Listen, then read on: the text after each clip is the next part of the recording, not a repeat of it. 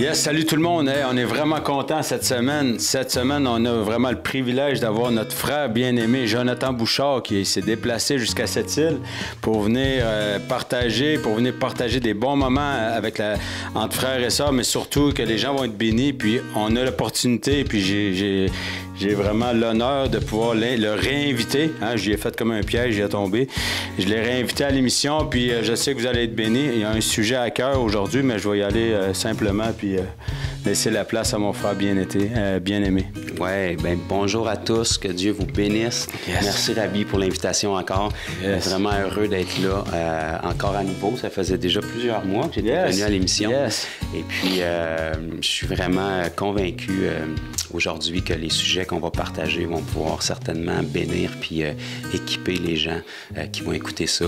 Puis je pense que c'est vraiment le but premier du podcast de croître en lui, tout ce qui peut amener une croissance, vraiment. Puis je crois qu'on va aller dans ce sens-là, avec des sujets qui sont pas nouveaux, mais qui sont très actuels, selon moi, aujourd'hui. Yes, alléluia, vraiment. Puis justement, on vous encourage justement à prendre le temps, parce que le message, justement, ça peut être des messages, des fois des sujets, peut-être que vous pensez que ça vous touche pas, mais il y a l'essence même, aller plus loin, aller au-delà des mots, aller vraiment puiser le message. Le Seigneur veut parler à son peuple, puis par la grâce de Dieu, aujourd'hui, on a l'opportunité de venir témoigner avec vous. Yes. Donc, tu peux commencer avec le titre, mon frère?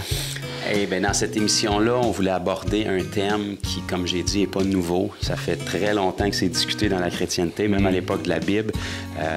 Nos prédécesseurs, les apôtres, avaient des défis, si je pourrais dire, à ce niveau-là. Puis c'est le thème de la loi ou la grâce. Oh yes, la loi ou la grâce. Évidemment, si vous nous écoutez aujourd'hui puis que vous êtes né de nouveau, bien, vous avez compris, évidemment, puis vous avez expérimenté qu'on est sauvé par la grâce de Christ, par la grâce de Dieu à travers Jésus-Christ. Alléluia. Mais néanmoins, comme c'était le cas à l'époque de la Bible, l'apôtre Paul, entre autres, puis même les autres apôtres, avaient beaucoup de points à remettre sur les i puis de barres à remettre sur les t dans ce sens-là, à mesure où l'histoire de l'Église avançait. Et puis moi-même, j'ai vu depuis, ça fait un petit peu plus que 10 ans là, que je suis au Seigneur et que je suis actif dans le ministère. Donc, j'ai côtoyé beaucoup de chrétiens, beaucoup d'églises.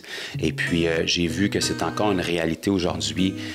En cours de parcours, je connais à peu près pas de chrétiens qui finissent pas par eux-mêmes se poser des questions ou par croiser des gens qui vont avoir été sauvés par la grâce, mais qui vont commencer à avoir une petite tangente dans certains aspects.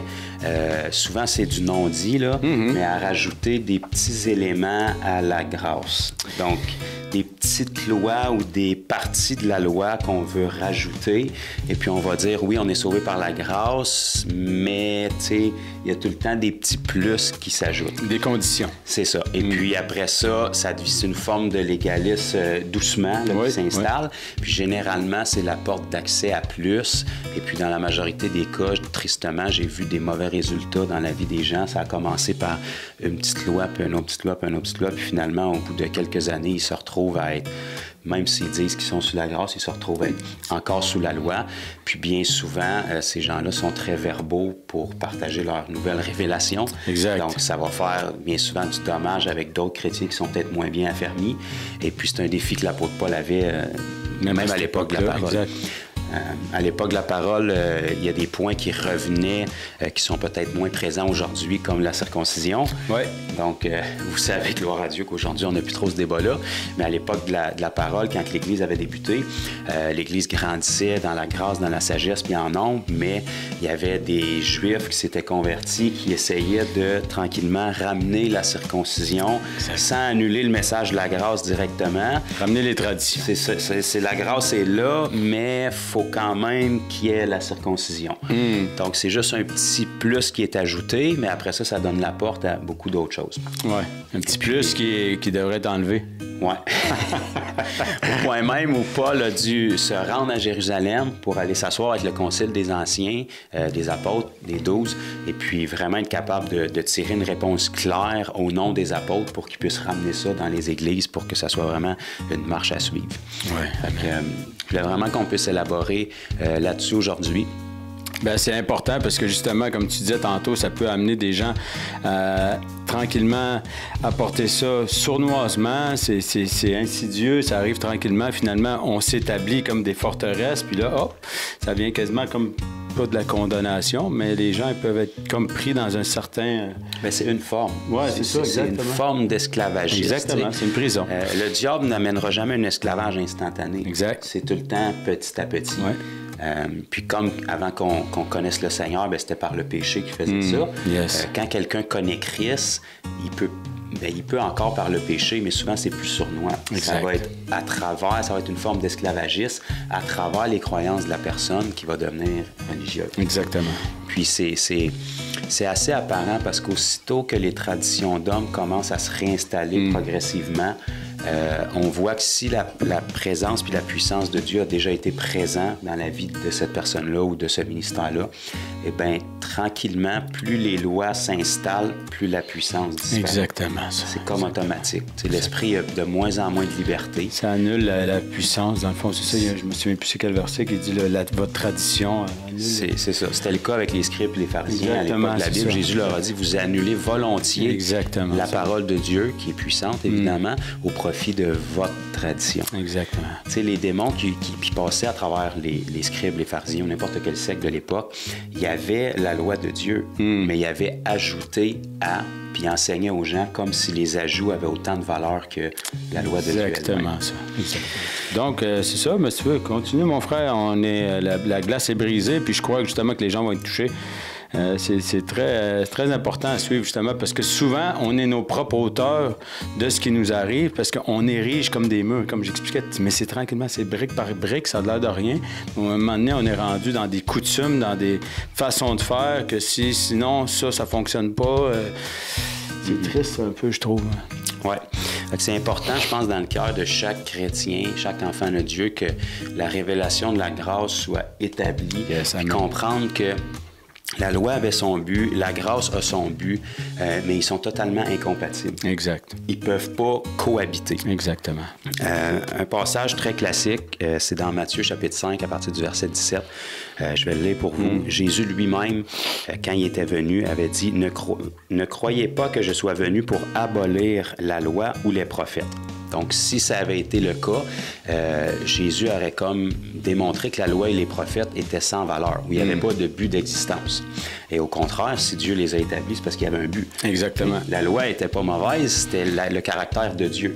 Mais elle avait un effet très mauvais sur les hommes. Qui révélait le péché. C'est ça. Donc, la loi n'a jamais été donnée pour donner une liberté ou une solution à l'homme. Elle a été donnée pour une époque pour révéler le besoin de l'homme. Yes. Donc, Jésus a dit, je ne suis pas venu pour abolir la loi et les prophètes. Je suis venu non pour l'abolir, mais pour accomplir. Yes, amen. Donc, si on reprend sans ajouter au texte qui vient de dire, Jésus est venu pour accomplir. Donc, Jésus était l'accomplissement de la loi et des prophètes. Parfait. Donc, s'il serait venu simplement pour l'abolir, il aurait révélé que ces choses-là n'étaient pas bonnes. Exact. Au contraire, Dieu les avait données. Et lui, il n'est pas venu pour les abolir, il est venu pour les accomplir. Alléluia. Les ayant accomplis, maintenant, ils n'ont plus raison d'être accomplis. Yes. Donc, Jésus était l'accomplissement de la loi et des prophètes. Amen. C'est pour ça que, par la suite, il a pu apporter la grâce. Exact. Donc, Jésus a aussi dit, dans Luc, chapitre 16, à partir du verset 16-17, dépendamment de la version de Bible que vous avez, il a dit « La loi va des prophètes jusqu'à Jean-Baptiste. » Alléluia. Donc là, il a expliqué la période de temps pour laquelle Dieu avait donné la loi. Oui. Donc, la loi va des prophètes sur un timeline de l'étendue des temps, des prophètes jusqu'à Jean-Baptiste. Après Jean-Baptiste, c'est Jésus qui est arrivé. Exactement. Là, Jésus va poursuivre en disant, maintenant, le royaume de Dieu est annoncé et chacun use de violence ou de force pour y entrer. Alléluia. Donc, la loi allait des prophètes jusqu'à Jean-Baptiste. Ça, c'est Jésus lui-même qui l'a dit. Yes. Maintenant, donc à partir du moment où Jésus disait ça, maintenant, le royaume de Dieu est annoncé. Auparavant, il n'était pas annoncé. Donc, Jésus, lui, son mandat, quand il est venu ici, c'était pour annoncer le royaume de Dieu. Il ne pouvait pas annoncer le message de la grâce tout de suite. C'était un présage. Exact. Mais tant qu'il n'était pas mort et ressuscité, la loi n'était pas accomplie encore. Donc, il ne pouvait pas avoir un changement de dispensation. Alléluia. Donc, l'époque de Jésus dans les évangiles, c'était comme une transition entre la loi qui avait terminé à Jean-Baptiste et ce que Jésus devait accomplir, qui était transitionnel, où est-ce qu'il annonçait le royaume. Yes. Et après sa mort et sa résurrection, lorsque la dispensation de la grâce dans laquelle on est a été établie à partir de la fondation de l'Église dans la chambre haute, dans Actes chapitre 2, le premier message de la grâce a été annoncé et l'apôtre Paul, notre frère, nous a donné une révélation. En fait, c'est Paul qui nous donne la plus grande révélation, je pense, dans la Bible de la grâce. Oui. Donc là, ça a été mis disponible. Donc la loi, elle est des prophètes jusqu'à Jean-Baptiste. Jésus est arrivé, il a annoncé le royaume durant la période où il accomplissait la loi, qui ne pouvait être accomplie par aucun homme. Et puis une fois qu'elle a été accomplie, on ne peut pas passer à autre chose que la loi tant qu'elle n'est pas accomplie. Sinon, on aurait révélé que la loi était pas bonne. Exact. Donc Jésus l'a accomplie. Maintenant qu'elle a été accomplie, elle a été résolue. Là, il pouvait passer au message de la grâce. Alléluia. Donc, comme on a partagé, la loi et la grâce ne peuvent pas cohabiter ensemble. C'est soit un ou soit l'autre. C'est deux époques, deux dispensations distinctes. Et il faut comprendre qu'aussitôt que les gens veulent essayer de prendre un petit élément, une petite porte d'entrée pour ramener des lois sur la grâce, où on est sous la loi, où on est sous la grâce. Mais les deux ne peuvent pas cohabiter. Et la véritable question que ces personnes-là, les esprits plutôt qui passent en arrière, devraient se poser, c'est même si on voulait se mettre sous la loi ou rajouter des lois à la grâce qu'on a maintenant, la loi a été donnée dans un paramètre spécifique qui fonctionnait à travers un moule et un paramètre spécifique qui était, à cette époque-là, le sacerdoce lévitique. Donc, même si les gens voudraient honorer la loi aujourd'hui, c'est impossible de le faire correctement parce que les éléments qui étaient présents à l'époque de la loi ne le sont plus aujourd'hui. Donc, la loi, évidemment, vous devez savoir, a été donnée à Moïse sur le mont Sinaï à travers les commandements. Donc, on parle grosso modo de 10 commandements que la majorité des gens savent qu'il y en a 10, mais même les chrétiens ne les connaissent pas tous par cœur. Plus 613 lois, plus un calendrier avec des festivités qui devaient être honorées par les Juifs. Et évidemment, ça avait été donné au peuple juif. Et cette loi-là fonctionnait. Ça a été donné à Moïse dans le livre de l'Exode, donc les 5 premiers livres de la Bible, qu'on appelle les livres de Moïse, Genèse, Exode, Lévitique, Nombre, Deutéronome. Donc la loi a été donnée à Moïse dans l'Exode. Et puis après l'Exode, vous avez le livre de Lévitique, où est-ce que là, Dieu institue ce qu'on appelle le sacerdoce lévitique, ou les sacrificateurs de la tribu de Lévi, qui eux s'occupaient de faire le service dans le temple pour que la loi puisse être appliquée correctement. Donc, c'est pas possible d'honorer la loi sans qu'il y ait ce sacerdoce-là qui est en place. Exact. C'est tout un processus assez rigide. Si on veut se remettre sous la loi n'inclut pas seulement les commandements, elle inclut les sacrifices, elle inclut les ablutions. Ça prend un prêtre lévite qui est capable de faire ça. Ça nous prend un temple, ce qu'on n'a plus depuis l'an 70.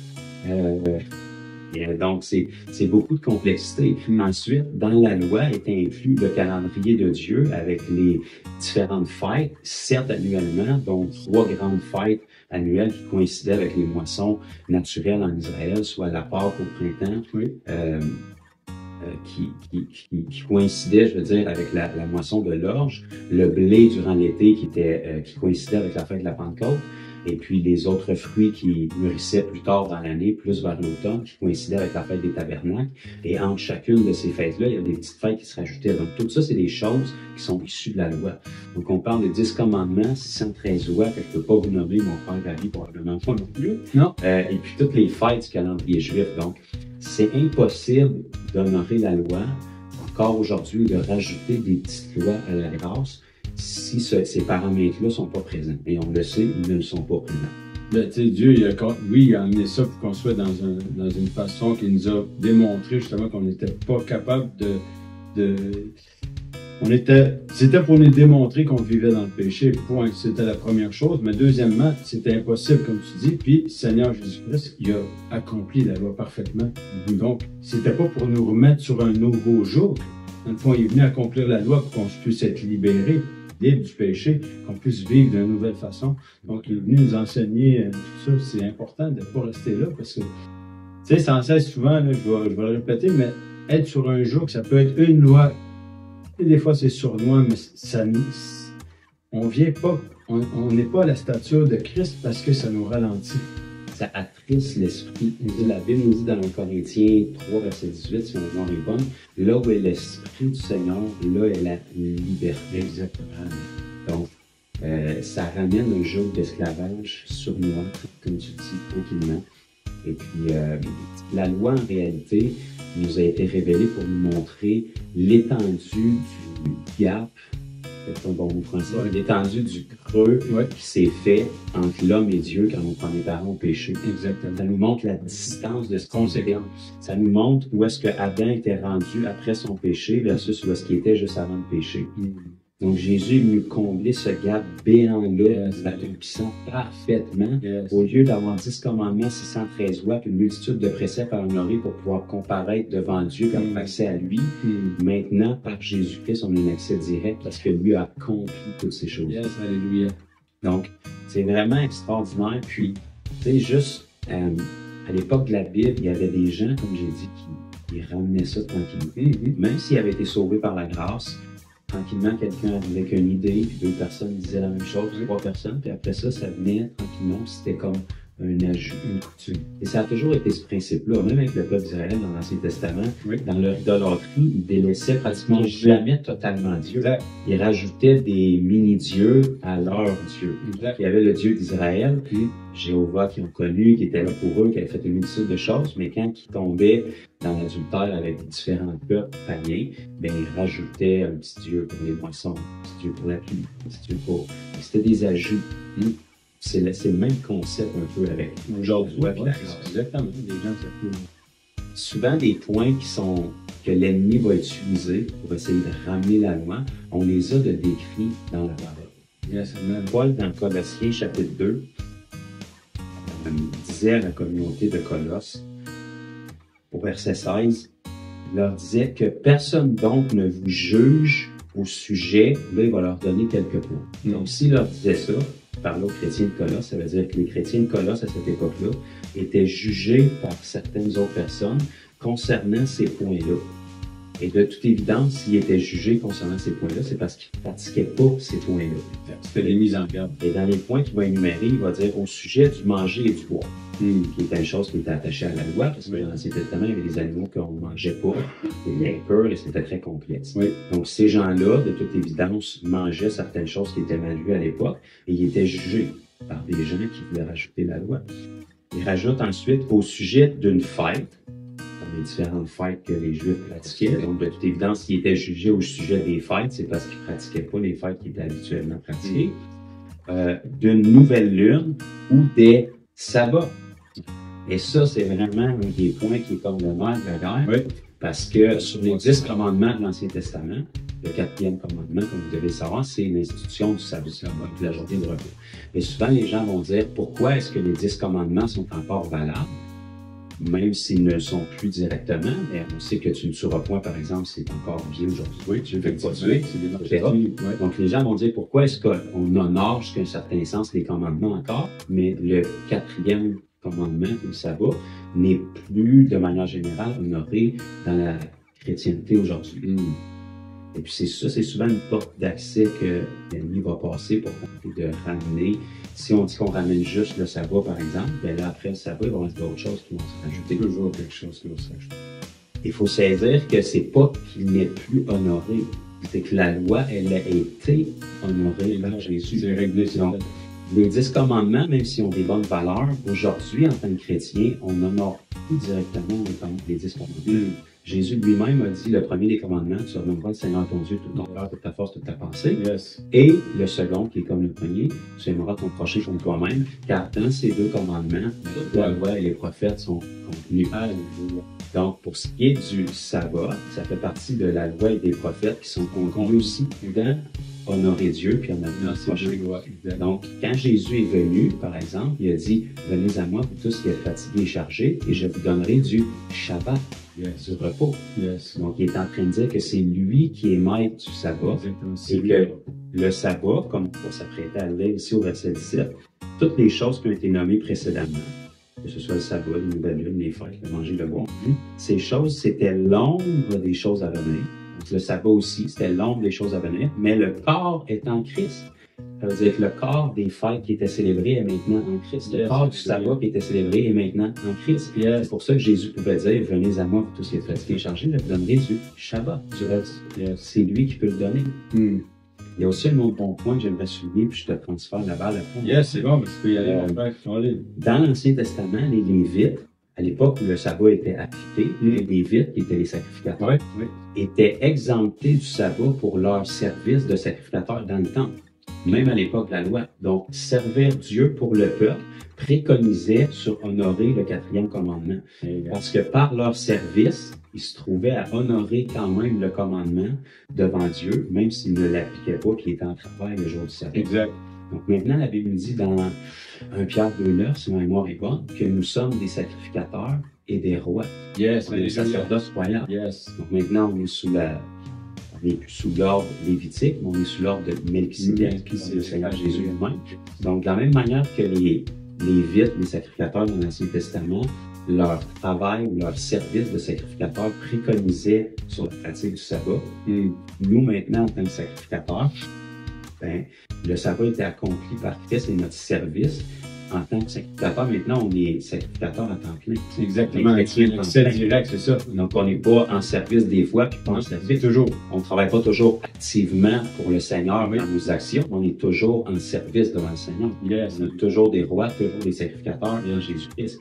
Donc, de la même manière qu'il y avait une exemption, si on peut dire, dans l'Ancien Testament, dans le Nouveau Testament, c'est la même chose. Notre service pour le Seigneur qui a tout accompli est connu sur tout ça. Donc, c'est important de ne pas se laisser remettre sous un joug et nous écraser, nous garder dans l'esclavage. C'est comme tu disais dans Matthieu 11:28 que justement, puis il prend la peine de dire justement le repos, mais aussi mon joug est léger. Donc, tu sais, les mots sont bien déterminés, placés. Donc, ça vient nous dire justement qu'il nous libère de ce joug. Il nous libère de cette emprise. C'était pas mauvais. Dieu a instauré des lois. C'est des lois et des marches à suivre.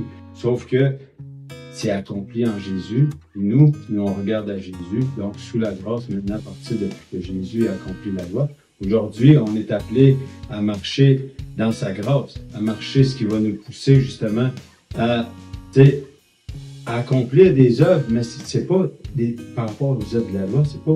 Donc, c'est toujours parce que on est libéré, dans le fond. Il nous a libérés, il nous a enlevé les chaînes.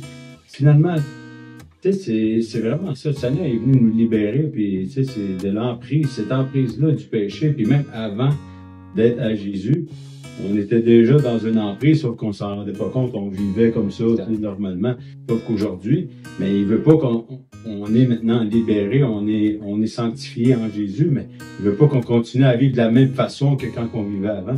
Il veut qu'on soit pleinement, qu'on soit la tête haute, pleine d'assurance, pour pouvoir justement révéler que c'est une grâce. Maintenant, on est sous la loi, selon ce que la Bible nous dit dans Hébreu, on est sous la loi de l'esprit de vie en Jésus-Christ. C'est aussi une loi, mais c'est une loi différente. C'est la loi de Moïse qui apportait la mort, qui avait le péché. C'est la loi de l'esprit de vie, Jésus-Christ, qui apporte la vie. Et la loi ne peut pas être honorée partiellement. Non, on ne peut pas rajouter une loi où elle est honorée ou pas. Si on veut honorer le Shabbat, il faut la faire au complet. Il faut se faire circoncire aussi. Ça fait partie de la loi. Il faut célébrer les fêtes du calendrier parce que ça en fait partie aussi. Il faut se trouver des Lévites pour faire nos sacrifices parce que ça en fait partie aussi.